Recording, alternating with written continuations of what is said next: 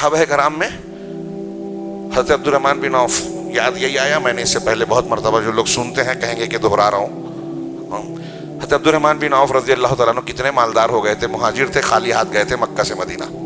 اللہ نے اتنا نوازا، کہتے ہیں کہ اتنا سونا تھا کہ ہتھوڑے سے توڑے جا سکتے تھے. ان کے پاس ایک وقت اتنا اونٹ آ گیا کہ اگر اونٹوں کی قطار لگائی جاتی تو مدینہ سے شام کے کسی شہر تک پہنچتی، قطار ٹوٹتی نہیں. ایک دن روزہ تھے، بخاری میں ہے، ان کے بیٹے ابراہیم کہتے ہیں کہ میرے والد صاحب روزے سے تھے، کھانے بیٹھے، تذکر آ گیا حضرت مصعب ابن عمیر رضی اللہ عنہ. نوجوانوں، یہ نوجوان تھے حضرت مصعب ابن عمیر، بہت مالدار، روزانہ بہترین لباس، خوشبو کا استعمال. مسلمان ہوئے تو ایک ٹکڑا، ماں باپ نے کپڑا بھی چھین لیا، ایک ٹکڑا بدن پر شرمگاہ کو ڈھانک کر مکہ سے مدینہ گئے تھے. اللہ کے رسول صلی اللہ علیہ وسلم نے سیرت کی کتابوں میں ہے کہ جب مدینہ میں ان سے ملاقات کی، مبلغ رسول بن کے گئے تھے، ایک چادر دیکھی تھی جو کانٹوں سے جوڑی ہوئی تھی. اللہ کے رسول نے ان کی حالت دیکھ کر آپ کی آنکھوں سے آنسو چھلک پڑے. جب ان کی احد میں شہادت ہوئی تو تدفین کے لیے پورا لباس بھی نہیں تھا. جو چادر بدن پہ تھی، سر ڈھانکا جاتا تو پیر کھل جاتا، پیر ڈھانکا جاتا تو سر. حضرت عبدالرحمن بن عوف کہتے ہیں کہ مصعب ابن عمیر گھر میں کھانا دیکھا، افطاری کا سامان آیا، رونے لگے.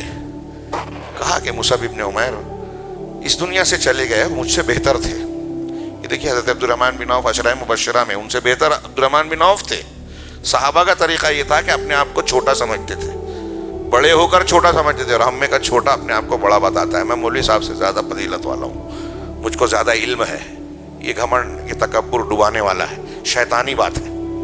حضرت عبدالرحمن بن عوف نے کہا کہ وہ مجھ سے بہتر تھے، اور ان کی وفات ہوئی اس حالت میں کہ پورا تن پہ، پورا بدن ڈھانکنے کے لیے کفن اور چادر بھی نہیں تھی. اللہ کے رسول نے کہا کہ سر پر جو ہے چادر ڈالو اور پیر پر اسخر گھاس ڈال دو. وہ مجھ سے بہتر تھے، اسی طرح چلے گئے. وہ ایسی حالت میں اس دنیا سے گئے اور ہم کو اللہ نے یہ نعمتیں دے دی، دولت عطا کر دی. کہیں ایسا تو نہیں، مجھے ڈر ہے کہ کہیں ایسا تو نہیں کہ جو ہم نے نیکیاں کی ہیں اللہ تعالیٰ نے اس کا اجر و ثواب دنیا ہی میں دے دیا، آخرت میں ہم محروم ہو جائیں. کہا رونے لگے.